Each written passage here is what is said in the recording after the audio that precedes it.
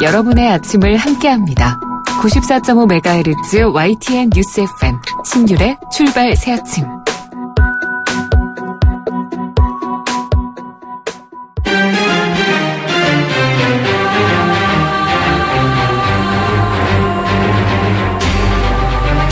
매일 아침을 뉴스로 깨웁니다.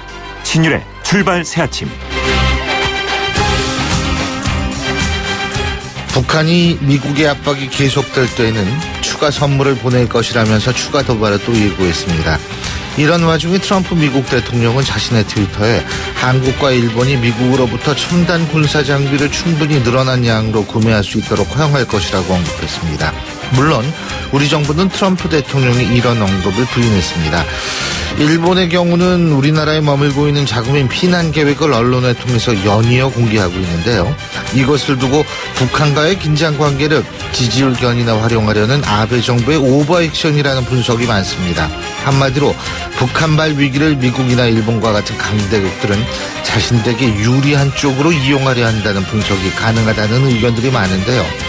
남의 위기를 어떻게든 자신들에게 유리하게 만들려는 상황. 정치, 그것도 국제정치의 난목함을 잘 보여주는 사례라는 생각입니다. 신율의 출발 새 아침, 오늘 순서 시작합니다.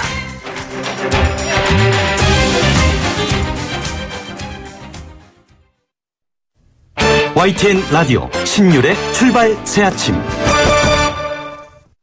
예, 지금까지 들어온 뉴스 백병규 시사평론가와 함께 짚어보겠습니다. 어서 오십시오. 안녕하십니까. 예, 자 먼저 미국이 거듭해서 오는 11일 유엔 안보리에서 더 강력한 대북 제재안을 표결할 수 있도록 하겠다는 입장을 밝혔는데 북한 외무성이 여기에 대한 공식 반응을 내놨죠? 네, 앞서 말씀하신 추가 선물을 보낼 수도 있다. 이제 이런 입장을 밝힌 거 아니겠습니까? 요새 아주 북한은 아주 선물이란 단어에 재미 들렸어요. 네. 뭐 역시 이제 그 과거 북한이 보여왔던 마찬가지 패턴의 반응을 보인 건데요.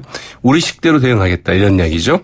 북한 외무성은 어제 그 조선중앙통신 그 기자와의 그 문답 방식을 통해서 유엔 안보리의 그 새 대북 제재 결의 움직임을 그 비난하면서 이 제재와 압박으로 우리를 놀래게 하거나 그걸 되돌려 세울 수 있다고 생각한다면 그보다 더 큰 오산은 없다면서 우리는 우리식의 그 대응 방식으로 대답할 것이다. 이렇게 얘기했습니다. 그리고 그 결과는 전적으로 미국이 책임져야 할 것이라고 얘기를 했는데요. 지금까지의 그 미사일 발사나 그 핵실험은 미국에 보내는 선물이라면서 말씀하신 것처럼 앞으로 추가 선물을 보낼 수도 있다. 이렇게 이제 이야기를 했다고 그러죠.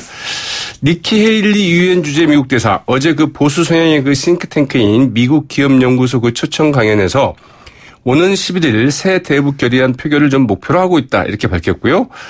북한의 그 탄도미사일 프로그램으로 그 유입되는 그 자금을 차단할 수 있을 것이다. 이렇게 얘기를 했습니다. 북한으로의 그 자금 유입 차단에 새 유엔 안보리의 그 새 대북 제재 결의안의 그 주요 내용이 여기에 이제 그 초점이 맞춰줄 것임을 이제 그 시사하는 것으로 이렇게 풀이가 되고 있는데요. 헤일리 대사는 그러나 더 많은 제재를 한다고 해서 북한이 바뀔 것 같지는 않다. 이런 말도 했다고 하죠. 그리고 문재인 대통령이 오늘 러시아로 출국을 하는데요. 먼저 블라디보스토크에서 열리는 제3차 동방경제포럼에 참석하죠. 네. 그런데 아무튼 굉장히 더욱더 센 북한에 대한 그 제재를 이제 이야기를 하기 시작했죠. 예. 이번 일정은 그 1박 2일의 그 짧은 일정입니다. 그 동방경제포럼에서 기조연설을 하게 되고요. 무엇보다 그 푸틴 러시아 대통령과의 회담, 그리고 또 아베 일본 수상과의 그 회담도 예정돼 있지 않습니까? 이 푸틴 러시아 대통령과의 회담에서 과연 이제 어떤 이야기를 그 주고받을지가 이제 그 주목이 되고 있는데요. 할트마긴 마트톨가 몽골 대통령과 회담도 예정돼 있습니다. 문재인 대통령은 그 방내를 앞두고 다시 한번 지금은 북한과 그 대화를 말할 때가 아니다. 이런 점을 강조를 했습니다. 이 타스 통신과 가진 기자회견에서 그렇게 얘기를 했는데요. 문재인 대통령은 그 북핵 문제를 해결할 수 있다면 어떠한 차원의 그 대화도 피하지 않을 것이겠지만 그러나 지금의 상황은 북한의 그 위험천만한 그 도발에 대해서 이 강력하게 규탄하고 압박해야 될 때이지 대화를 말할 때가 아니다. 이렇게 얘기를 했습니다. 예, 그렇군요. 자, 그리고 어제 서울 서부 고용노동지청에 출두했던 김장겸 MBC 사장이요. 12시간의 조사를 받고 귀가를 했네요. 예? 상당히 강도 높은 조사를 받았다고 예. 봐야 되겠죠. 어젯밤 10시 10분께 이제 그 서울 서부 고용노동청에서 그 조사를 마치고 나왔는데요. 김장경 MBC 사장은 6개월밖에 안 된 사장이지만 아는 범위 내에서 그 성실히 답했다. 이렇게 얘기를 했습니다. 자신이 그 사장에 그 부임한 지 6개월밖에 안 됐다. 이 점을 이제 강조한 것으로 이렇게 풀이가 되죠. 예. 그러나 그 김장겸 사장은 그 보도본부장 그 재직 시절의 그 부당노동 행위 등에 대해서도 이제 조사를 받은 것으로 알려지고 있는데요. 이 김재철 전 MBC 사장도 어제 낮 그 12시 40분께 출석해서 MBC 사장 재직 시절의 그 부당해고 행위 등에 대해서 조사를 받았지만은 임원진과 함께 결정하는 것이다. 이렇게 이제 설명을 했다고 하죠. 예. 근데 이 김장겸 MBC 사장의 체포영장에 반발해서 지금 국회를 전면 보이콧하고 있는 자유한국당이요. 이 자유한국당 의원 80여 명이 어제 국회에 가는 대신에 청와대로 갔죠. 맞습니다. 대통령을 면담하겠다. 네. 예? 이 버스 세대로 나눠 타고 청와대로 갔는데요. 보통 이제 이전 정부에서는 이 항의 방문을 하면은 야당 의원이라고 하더라도 이 청와대 진입이 허용이 안 됐거든요. 네. 근데 어제는 일단 청와대 경내까지 들어갔습니다. 그래서 그 영빈관에서 대기를 했다고 하죠.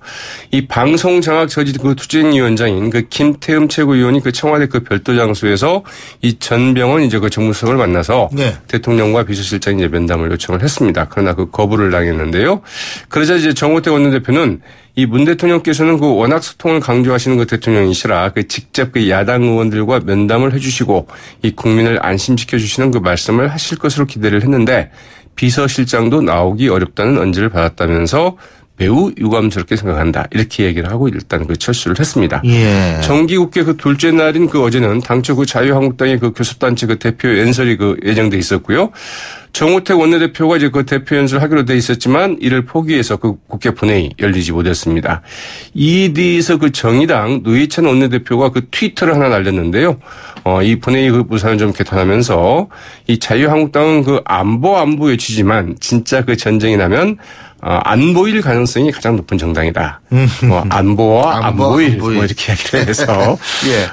아무튼 이 말의 재간꾼임을 다시 한번 과시를 했는데요. 예. 자유한국당은 그 오늘은 오전 10시 그 의원총회를 갖고 오후에는 그 김포에 있는 해병대 2사단을 좀 방문할 예정이라고 하죠. 근데 이 자유한국당의 국회 보이콧이 언제까지 이어지느냐. 이런 부분에 대해서 여러 가지 지금 관측들이 나오고 있는데 국민의당은 김희수 헌법재판소장 후보자의 인준투표를 다음 주에는 처리해야 한다. 이런 입장인 모양이더라고요. 네. 그래서 이제 정말 자유한국당의 그 보이콧이 언제까지 갈지 좀 지켜봐야 되겠는데요. 예. 이 부분이 상당히 좀 정기국회 좀 여러 가지 그 쟁점 가장 핵심적인 쟁점 아니겠습니까? 근데 그렇죠. 네. 이제 오늘은 이제 국민의당 그 교섭단체 그 대표 연설이 있게 되는데요. 이 김동철 국민의당 그 원내대표는 어제 이제 김수 헌법재판소장 후보자 임명 동의안 처리와 관련해서 이 다음 주에는 처리해야 한다. 이렇게 이제 그 최종 시한을 제시를 했습니다. 이 김동철 원내대표는 어제 그 기자들과 만난 자리에서 그 전날 그 본회의 그 표결 불참 결정에 대해서는 이 자유한국당이 그 보이콧을 선언을 했는데 하루 만에 그 복귀하기 힘들기에 며칠만 좀 기다려서 그 복귀할 타이밍을 주겠다는 뜻이다. 그러면서 이같이 이야기를 했는데요. 예. 이 국민의당은 그 김일수 헌재소장 후보자에 대한 그 찬반 당론을 정하지 않고 의원들의 선택, 즉 그 자유표결에 맡길 방침이라고 하죠. 그리고 정의당은 어제 한반도 평화를 위한 5대 긴급 제안을 발표를 했는데 북한의 특사 보내자. 추미애 대표도 이제 북한 특사를 얘기는 했어요. 그렇죠. 네. 예. 그래서 이제 이 부분은 그러나 지금 문재인 대통령 그렇게 얘기를 하지 않았습니까? 지금은 그 대화를 말할 때가 아니다. 그리고 이제 특사도 상대방이 받아들여야지 특사죠. 네, 그래서 타이밍이 있는데 사실은 보내려면 좀 진즉보냈어야 됐고 네.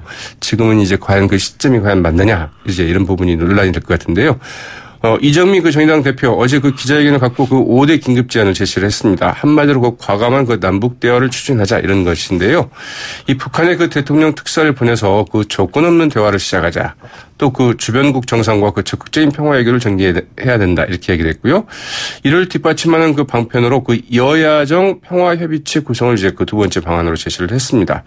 세 번째는 북한을 그 대화의 그 장으로 안내하기 위해서 이 북한 핵동결과 그 한미연합훈련 그 축소, 전략자산 배치 철회 이런 이른바 중국에서 말하는 쌍중단 원칙을 수용할 것을 촉구를 했고요. 네.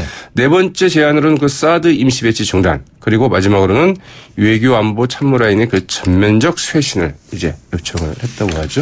예, 잘 알겠습니다. 오늘 말씀 여기까지 듣겠습니다. 고맙습니다. 네, 고맙습니다. 예, 지금까지 백병규 시사평론가였습니다.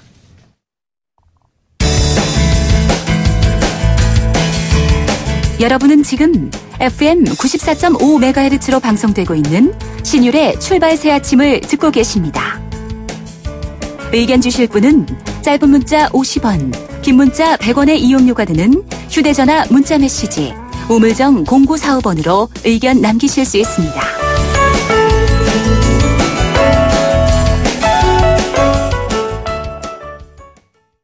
예, 저희가 오늘 뉴스 브리핑에서도 말씀을 드렸는데요. 김장겸 MBC 사장의 체포영장 청구에 반발해서 정기국회 보이콧을 선언한 자유한국당의 불참으로 어제 국회 본회의가 무산이 됐습니다. 자유한국당은 정부가 방송장악 의지를 보이고 있다 이렇게 목소리를 높이고 있습니다만 정치권 일각에서는 보이콧은 적절한 자세가 아니다 이런 비판의 목소리도 나오고 있습니다. 자, 국민의당 입장 들어보겠습니다. 김관영 사무총장 전화 연결합니다. 안녕하십니까? 네, 안녕하세요. 김관영입니다. 예. 김관영 총장님, 지금 어떻게 지금 국회 일정이 모두 올스톱된 건가요? 지금 교섭단체 대표연설이 진행되어 있는데요. 예. 어제는 자유한국당 대표께서 연설을 하도록 되어 있는데, 예. 보이콧을 했기 때문에 어제는 국회가 전혀 열리지 못했습니다. 아, 그렇군요. 근데, 저희가 이제 자유한국당 정우택 원내대표하고 인터뷰를 했었거든요. 예, 근데 이제 저희 방송하고 인터뷰에서 이 보이콧을 풀 조건에 대해서 이렇게 얘기를 했었습니다. 정부 여당이 언론장을 하지 않겠다는 납득할 만한 약속과 이행을 보여줘야 한다. 이런 얘기를 했고요. 홍준표 대표 같은 경우에도 이번 보이콧은 방송장악 저지와 정부의 대북 정책 수정이 목적이다. 이런 얘기를 했다고 하는데. 근데 이게 지금 이런 소리를 못 들었잖아요, 지금. 그러면 이거 복귀를 언제 할지 모르겠어요. 예? 예, 근데 어제 다행히 홍 대표께서 문재인 대표께서 해외 순방 중에는 보이콧 하지 않겠다라고 말씀하지 않았습니까? 장애 투쟁하지 않겠다고. 그렇기 때문에 저는 이제 그것이 하나의 상당한 진전이라고 봅니다. 예, 그래서 야당의 원내대표나 대표께서 그렇게까지 방송장악 저지에 대해서 납득할 만한 약속 이행하면 들어오겠다라고 말씀까지 하셨으면 우리 민주당의 대표께서 방송장악할 의도 전혀 없다. 그 말씀하시면 들어오지 않겠습니까? 사실은 저는 자유한국당이 보이콧을 하게 된 것 자체가 사실은 이 명분이 없다고 생각합니다. 김장겸 MBC 사장 체포영장을 가지고 이제 보이콧하지 않았습니까? 그런데 이제 이분은 지금 분명히 그동안 부당노동 행위로 인해서 노동부 조사를 받게 되어 있는데 수차례 거부를 했거든요. 지금 대한민국이 대통령도 법 앞에 평등해가지고 지금 구속되어 있는 상황입니다. 이 모든 사람이 법 앞에 평등해야 되는 상황에서 이 노동부의 조사를 거부하는 것에 대한 적법한 이 법 집행을 방송장악 의도라고 확대 해석하는 것도 저는 좀 오바라고 생각을 하고요. 그러니까 그런 거는 이제 언론 탄압 이런 게 아니다 이 말씀이시죠, 그죠? 그렇습니다, 저는. 그런데 자유한국당이 이렇게 오해를 할 수 있는 좀 빌미가 하나 있었어요. 아하, 뭐요? 뭐냐면 지난번에 대통령께서 방송법 개정안에 대해서 조금 속내를 비쳤습니다. 민주당이 과거에 야당일 경우에 야당이었을 때 방송법이 이렇게 개정돼야 된다라고 한 얘기가 있는데 그래서 이제 입장을 바꿔가지고 지금 바뀐 내용을 얘기를 하거든요. 그러니까 이거는 방송을 장악하려고 하는 의도가 있는 모양이다. 라고 이런 오해를 좀 받을 수도 있다고 생각합니다. 바른정당 같은 경우에도 자유한국당 보이콧에 대해서는 비판을 하지만 정부의 언론 자유 탄압을 비판하는 건 일리가 있다고 본다 이런 얘기를 했거든요. 그 자유한국당도 복귀할 명분 타이밍이 필요할 거라는 얘기가 있는데 사실 그 예전에 야당들이 장외투쟁 많이 했지 않습니까? 근데 이 장외투쟁하고 난 다음에 이게 다시 장 내로 들어가기 위해서는 명분이 있어야 되는데 이게 들어가고 싶어도 못 들어가는 경우도 많았잖아요. 그죠? 그거 타이밍은 언제라고 보십니까? 저는 대통령께서 오늘 러시아를 가신다고 하니까요. 어제 홍 대표가 말씀하신 것도 있고 오늘 그 민주당 최고위원회 발언을 통해서 추 대표께서 우리가 무슨 방송 장악하거나 이럴 의도 전혀 없다. 라는 그런 말씀을 하시면 저는 들어올 수 있는 명분이 생겼다고 보고요. 그 다음에 저희가 사실은 지금 자유한국당을 굉장히 설득하고 있습니다. 왜냐하면 월요일 날 김희수 헌법재판소 재판관에 대한 표결 처리를 잠정적으로 합의한 상황에서 자유한국당이 보이콧을 했거든요. 근데 저희는 민주당에서는 우리 당이 자유한국당이 보이콧 하더라도 우리 당이 국회에 들어와서 그 표결에 참석을 하면 160명이 165명 정도가 참석을 하기 때문에 과반 이상이 된다. 과반 이상이 참석하게 되고 그 중에서 민주당 의원들이 이제 그 165명만을 대상으로 보면 대부분 찬성이 많다고 생각되기 때문에 당연히 통과되는 거 아니겠습니까? 그래서 민주당에서는 우리한테 그날 표결 처리를 하자 이렇게 저희한테 얘기를 했습니다마는 저희가 지금 헌법재판소 소장은 대한민국의 대단히 중요한 헌법기관을 구성하는 상황인데 이런 상황에서 두 당만 있는 상황에서 보이콧하고 두 당만 참여한 상황에서 파행된 상황에서 헌법재판소 소장을 임명하는 것은 바른정당도 참여하죠. 그거는 그렇습니다. 근데 바른정당이 그날 김희수 헌법재판소 재판관에 관해서 만약에 표결을 산정했을 경우에 참여할지 아예 참여하지 않을지는 좀 명확하게 밝히지 않았거든요.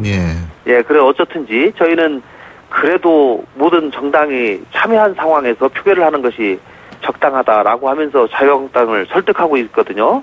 그래서 저는 그리고 저희 당이 국회의장님에게 찾아가서 며칠만 좀 말미를 주면 우리가 자유한국당을 열심히 설득해서 같이 데리고 와서 모양 좋게 그걸 처리를 하자 이렇게 얘기를 했기 때문에 저는 자유한국당이 이번 주는 넘기지 않을 것이다 저는 생각합니다. 근데 지금 과반 이상이 된다. 더불어민주당, 국민의당만 들어가도 바른정당들이 참여하고 이렇게 되면 그래서 이 자유한국당 없이도 국회에서 법안 처리 얼마든지 할 수 있고 일정 기간 할 수 있다. 이런 얘기 나오는데 이 부분은 어떻게 보세요? 김희수 헌법재판소장 후보자에 대한 표결 말고 다른 것들. 인사안에 관해서는 국회에서 상정이 된다면 그 말이 가능합니다. 그런데 이제 다른 일반 법안은 180명 이상이 동의를 해야지 이게 선진화법에 따라서 상정이 될 수 있는 거거든요.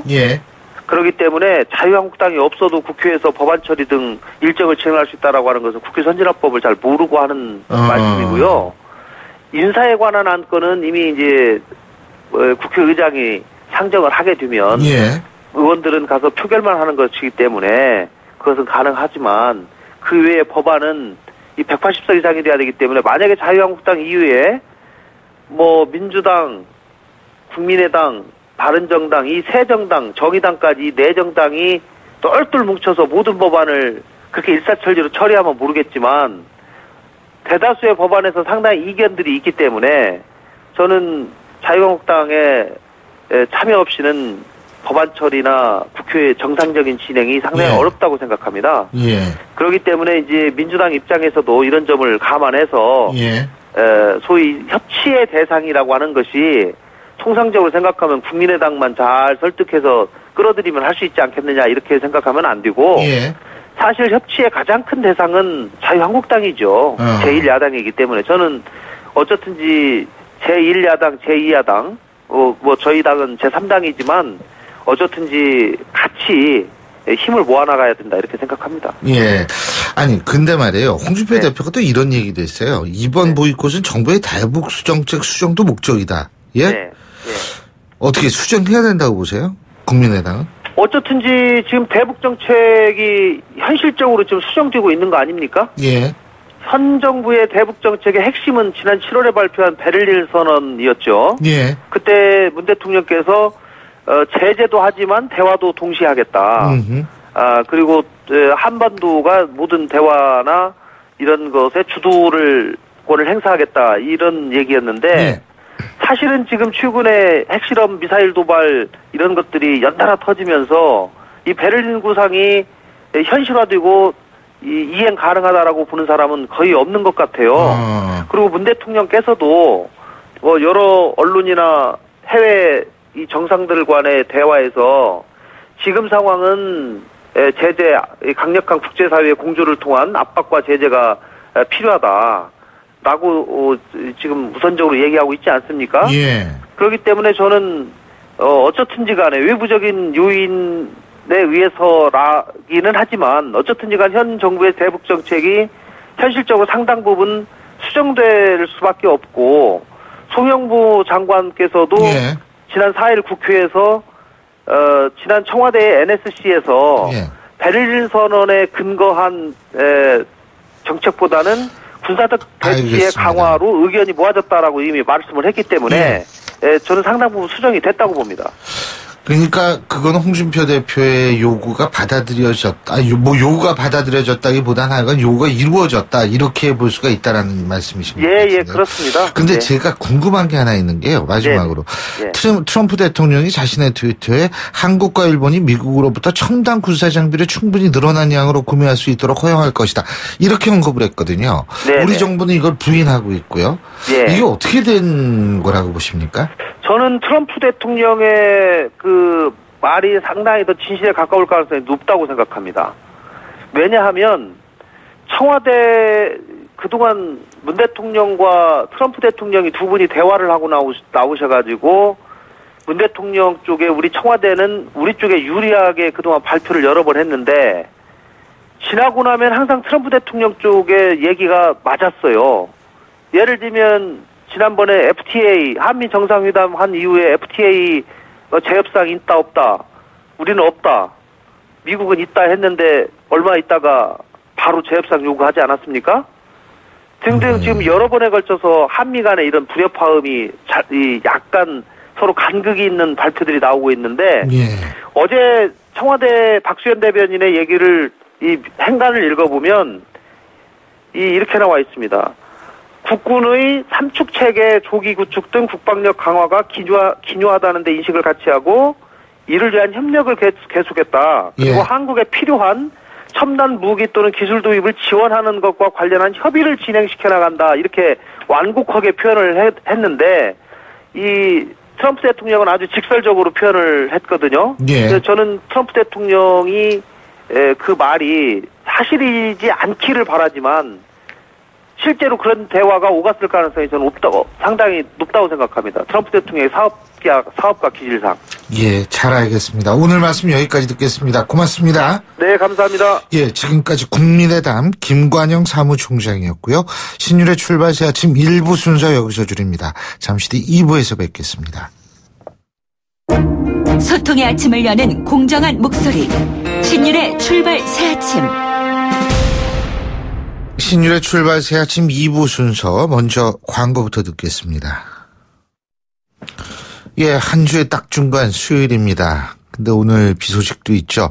자, 날씨도 좀 흐린데 교통 상황 알아보겠습니다. 7시 41분 31초 지나고 있습니다. 박화영 캐스터. 네, 신율의 출발새 아침 교통정보입니다. 흐린 하늘로 출발하고 있는 오늘 출근길도 차가 많습니다. 경인로는 서울교 남단에서 영등포역 쪽으로 밀리고 있고요. 동양 미래대학교에서 고척교까지도 더딥니다. 반대쪽으로는 물레동에서 서울교 북단 쪽으로 더디게 통과하고 있고요. 국회대로 따라 영등포 쪽 가는 길 신월 나들목에서 영등포 전화구까지 길게 밀리고 인천 쪽으로는 경인 지하차도에서 신월 나들목 사이로 더딥니다.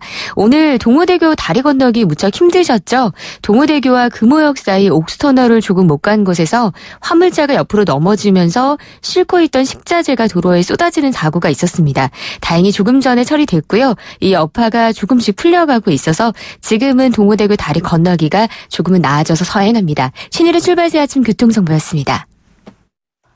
YTN 라디오 신율의 출발 새아침. 문재인 정부가 고강도라고 불리는 파리 부동산 대책을 내놓은 지 한 달여 만에 또다시 추가 대책을 발표했죠. 이 투기 과열지구 지정 그리고 분양가 상한제 이 부활 정도가 주목할 부분인데요. 이 부동산 시장에 과연 이러한 새로운 정책들이 어떤 영향을 미칠까 분석해 보겠습니다. KB국민은행 투자솔루션부의 박원갑 수석 전문위원 전화 연결하겠습니다. 박 의원님 안녕하십니까? 네, 안녕하십니까? 이거 지금 파리 부동산 대책이 나온 지가 이제 8월 2일 했으니까 8이 아니에요. 그죠? 그렇죠. 그런데 지금 오늘이 9월 6일이니까 한 달 더 지났잖아요. 그죠? 그러면은 어떻게 성과를 좀 거두고 있다고 생각하십니까? 어떻게 평가하십니까? 일단 시장 잠재우기는 어느 정도 성과를 이뤘다 이렇게 볼 수 있을 것 같고요. 네. 이제 물론 이번에 투기 과열지구로 지정을 한 분당이나 대구 일부 수성구에서는 풍선 효과라는 게 있지만 전반적으로 보면은 지금 부동산 시장은 대책 이후에 나타나는 전형적인 조정 장세거든요. 예. 거래량이 줄고 가격도 보합세 정도니까요. 그런데 파리 대책에서 가장 큰 성과라면은 저는 강남 재건축과 갭 투자 있지 않습니까? 네. 전세 안고 투자하는 이 갭 투자를 어느 정도 진정시킨 게 성과라면 성과다 이렇게 보고 있고요. 예. 그래서 지금 시장에서 보면은 매물을 내놔도 잘 팔리지 않는 곳도 많아서 지금은 숨고르기 장세 이 정도로 정리를 하시면 될 것 같습니다. 그 숨고르기 장세라고 말씀하셨는데 숨고르기라는 거는 숨을 골랐다가 다시 크게 쉴 수도 있다는 얘기 아니에요? 지금 그렇게 볼 수도 있는데요. 내년 3월 말까지 조정 대상 지역이라고 이번에 전국에 40군데를 지정했지 않습니까? 예. 그곳에서 다주택자들이 절세 매물, 양도세 절세 매물들을 꾸준히 내놓을 가능성이 있어요. 그래서 충분히 팔 수 있는 유예 기간을 줬기 때문에 이 숨고르기가 현재로 봤을 때는 일시적이지 않을 수가 있고 또 곧 가계부채 관리 방안이라든지 주거복지 로드맵 같은 추가 대책이 또 나올 예정이잖아요. 예. 그렇기 때문에 숨고르기가 과연 하락세로 접어들 것인지 아니면은 그냥 일시적인 조정을 거칠지는 그거는 이제 두고 봐야 되겠지만 저는 약간은 조금은 가격이 좀 약세 가능성 이걸 조금 더 무게를 두고 있는 지속이 될 가능성이 있다 이 말씀이시죠? 예, 당분간 적어도 연말 정도까지는 그렇게 가야 되지 않느냐. 박원갑 수석 위원께서 말씀하실 때 풍선 효과하면서 분당 대구 말씀하셨는데 지금 분당 대구 투기 과열지구로 어제 지정이 됐죠, 그죠? 네. 이게 투기 과열지구로 지정이 되면 어떻게 되는 거예요? 일단은 보도를 통해서 많이 들으셨겠지만 조합은 지위양도 금지, 재건축 조합은 지위양도 금지, 마음대로 팔 수가 없다 이런 얘기는 들으셨을 예. 거고, 그다음에 LTV나 DTI가 40%로 줄어들고요. 근데 가장 큰 차이는 저는 두 가지인데요. 일단은 주택 거래 신고제 대상이 되면서요. 매입가가 3억 원이 넘었으면은 자금 조달 계획서라든지 입주 계획서를 내야 됩니다. 이게 아무래도 실수요자분들이 많이 좀 영향을 받으실 것 같고, 그 다음에 청약할 때 있잖아요. 가점제라고 있습니다. 네. 총 84점인데 부양가족이 많은 장기 무주택자를 우대하는 것인데 이 중소형은 이제 이달 중으로 100%를 이제 가점제로 돌리게 되는 거예요. 이렇게 되면은 이제 아무래도 집이 한 채라도 있는 분들은 거의 당첨이 어려운, 그래서 주로 분양이 장기 무주택자한테 돌아가는 여러 가지 그런 제도가 있는데 총 규제가 한 20개 정도가 된다고 그럽니다. 20개 정도가 된다. 예. 그러면은 이 지역의 집값도 좀 약세로 돌아설 가능성이 있다. 이렇게 봐도 되겠네요. 근데 뭐 가격이 크게 떨어지거나 그러지는 않을 것 같고요. 그동안에 이제 분당 같은 경우는 강남을 누르니까 일종의 이제 강남 대체 수요가 그쪽으로 몰린 측면이 있고요. 그리고 대구 수성구 쪽은 재건축이 좀 활발하게 진행되면서 단기간 가격이 좀 뭐 주간 단위로 뭐 0.3% 이상 오르면서 이번에 이제 투기 과열지구로 지정된 거로 보이는데, 이런 규제 때문에 아무래도, 시장은 일단은 좀, 매수자가 좀, 몸을 좀 사릴 수밖에 없거든요. 예. 이러면 이게 시장이 좀 지속되면은, 약세로 좀 접어드는 그런 측면이 있을 것 같습니다. 근데 사실, 아까 잠깐도 말씀하셨습니다만 파리 부동산 대책 같은 경우에도 시장 잠재우는 효과가 있었다, 성과가 있었다 이렇게 말씀하셨는데 그런데 이렇게 정부가 또 이렇게 풍선 효과 지역에 또 이런 대책 내놓는 거 이거는 결국은 전국적인 집값을 이렇게 좀 잡겠다 이런 의지의 표현인가요? 어떤 시그널이에요? 그렇죠. 결국은 이제 풍선 효과를 더 이상 허용하지 않겠다는 생각을 갖고 있는 것 같고요. 네. 그러니까 한마디로 주택 시장이 뜨거우면 언제든지 소방수를 투입하겠다. 뭐 이런 의지, 시그널, 이렇게 볼 수도 있을 것 같아요. 예. 근데 지금 주택 시장을 보면요. 예.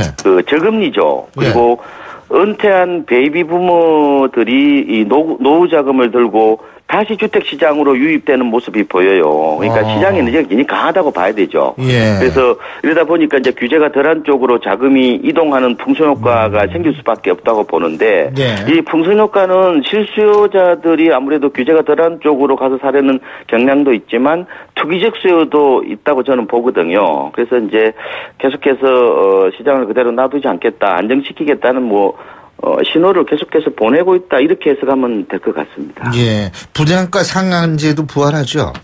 그렇습니다. 아무래도 이제 다음 달 말 정도 부활이 될 거로 보이는데 이렇게 되면은 이제 특히 재건축 고분양가 후폭풍이라고 그래서 조합원들이 자신의 부담금을 낮추기 위해서 이제 일반 분양가를 많이 높이죠. 예. 그러면 주변 시세를 자극하고 하는 그런 문제들을 차단하겠다 이렇게 보고 있는데, 근데 문제는 이제 모든 지역에 해당되는 것은 아니고요. 이게 절차가 있습니다. 그래서 예. 주거정책심의위원회 심의를 거쳐서 적용 대상 지역을 선정하는 거예요. 그러면 그게 이제 분양가 상한제 지역으로 이제 된다고 보면 되죠. 적용 대상 지역의 기준은 뭐예요? 여러 가지 이제 기준이 있는데요. 집값이 이제 굉장히 불안하다는 그런 판단을 하겠죠. 하는데 문제는 이게 과연 이제 어느 지역에 될 것이냐.